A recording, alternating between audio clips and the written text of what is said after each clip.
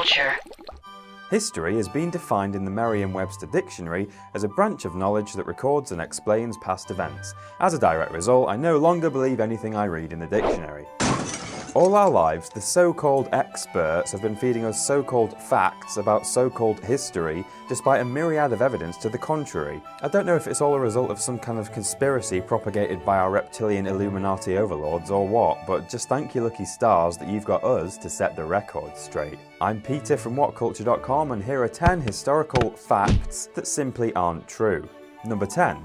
George Washington did not have wooden dentures. Now, it is true that America's first president did have some pretty major issues with his grill. In Washington's day, dental hygiene was mediocre at best, and old Georgie was at an extra disadvantage after being treated for smallpox with mercury oxide, which makes a right royal mess of pretty much everything. As a result, by the time he became president, Washington had lost all but one of his gnashers and so wore a set of false teeth that he'd had made. However, here's where the high school history book goes out the window, only to be replaced by old Mother George's pocketbook of nightmares. His dentures were not made out of wood, as many sources would have you believe. Rather, they were made from an assorted collection of teeth that he'd had procured from different African-American slaves. One can only imagine how mismatched and wonky they must have been. It wouldn't surprise me if a whole generation of children were told that if they didn't go to sleep before midnight, President Washington would come out of the wardrobe and chew on their bones. That said, records do show that once he made it to office, he was in a position to chuck out his creepy as hell choppers in favour of a set made from, what else? Hippopotamus and elephant ivory and small gold springs. It's how the 1% live, guys. God bless America. Number 9. The Salem witches weren't burnt at the stake. The old saying goes, "Beef, sir, is hung, men are hanged," and as it turns out, so are Salem witches. Yeah, the perhaps merciful truth behind the tragic executions of nearly 24 innocent men and women in 17th century Massachusetts is that they typically suffered a relatively quick death by hanging rather than being burnt alive. The one exception was 81-year-old Giles Absolute Badass Corey, who was killed by a torture method called pressing, which entailed being crushed by heavy stones. He reportedly didn't cry out during the entire process, and when asked 3 times to plead to his charge of witchcraft, simply replied, "More weight." At which point the executioner cut out the middleman, chucked a bucket of water onto his face, and he melted into the floor. That's a lie. Number 8. Hitler didn't have only one testicle. Still recounted by British school children to this day, the old wartime propaganda song, of which there are many variations, goes that Hitler has only got one ball, the other is in the Albert Hall. Now, I've been to the Albert Hall and recall no such exhibit, but that's almost certainly because Hitler actually had both of his balls. He just happened to hold one of them a little closer to his heart. Literally. Information released by historian Peter Fleischmann in 2015 reveals that Hitler was given a medical examination following his 1927 arrest after the Beer Hall Putsch and was noted to have right-side cryptorchidism, or an undescended right testicle. In other words, he definitely had two, but only one of them could be seen hanging down by his little dictator. Number 7. Napoleon was not short. From one historical leader who may well have had something to compensate for, to another who has been unfairly linked with the male inferiority complex for 200 years. Napoleon Bonaparte was by no means a short bloke for his time, standing at around 5 feet and 6 or 7 inches tall. Of course, by modern standards, that's not a dimension one might necessarily brag about, but given that the average height of a European man at the time was around 5'5", Napoleon had a whole extra inch and a half with which to tower over his 19th century enemies. The confusion may well have arisen due to a difference between the British inch and the French pouce, which was a touch longer. But whatever the reason, it's simply incorrect that to this day a person with small man syndrome can be said to have a Napoleon complex. The French emperor was definitely a size does matter kind of guy. Number 6. Abe Lincoln wasn't fighting to end slavery. One commonly accepted historical fallacy that may come as a surprise to those of you who've studied the American Civil War in reasonable depth is the notion that Lincoln's ultimate goal during the conflict was to put a stop to the horrors of slavery. The fact of the matter is that Abe was actually more concerned with unifying the states in a more general sense.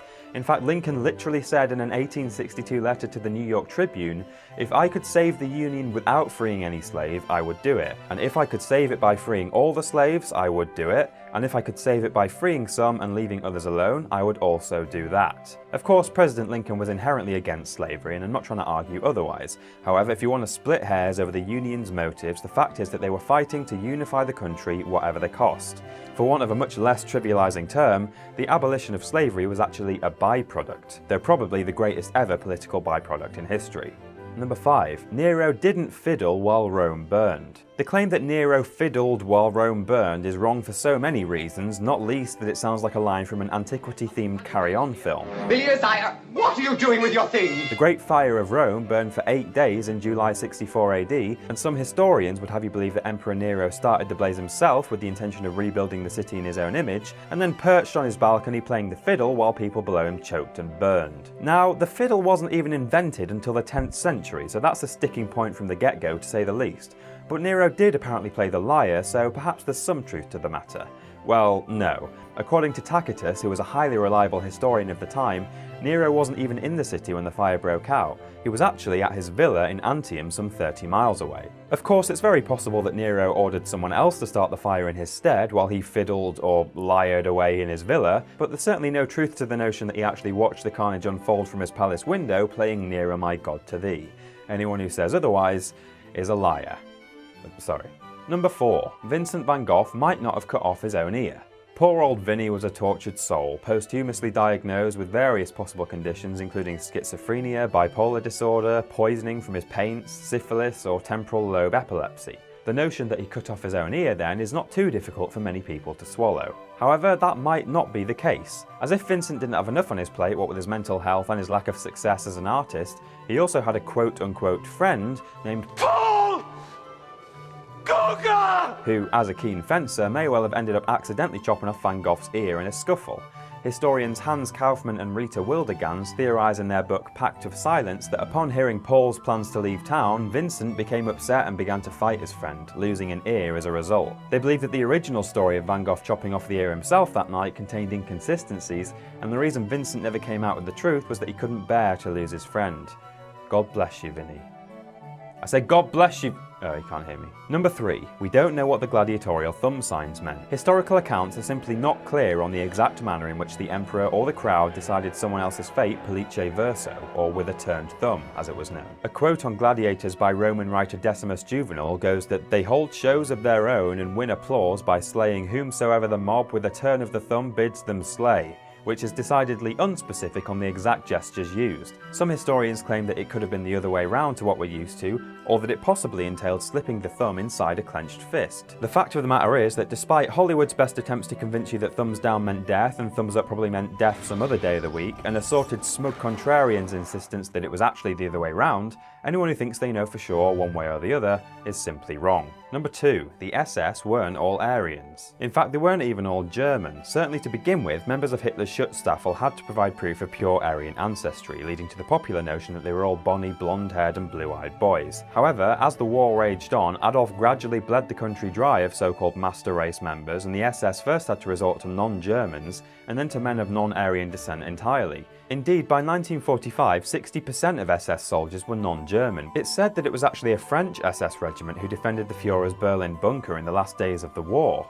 Man, getting your enemies to defend your bunker as the Russians close in, that takes balls. At least 2 balls. Number 1. The Declaration of Independence was not passed on the 4th of July. Sorry to spoil the illusion for you, but it's generally accepted by experts that this didn't happen on the 4th of July. Many historians now agree that the terms of the declaration were finalised on the 2nd of July, and the actual signing didn't take place on the 2nd or the 4th. In fact, the average American historian believes that the physical signing of the document didn't happen until around the 2nd of August. Nice one. Thanks for letting everyone know, pal. You had one job. And on that calendar-altering bombshell, that is our list. Let us know what we missed out in the comments below. Don't forget to like, share and subscribe. I'm Peter from WhatCulture.com, and I'll see you soon.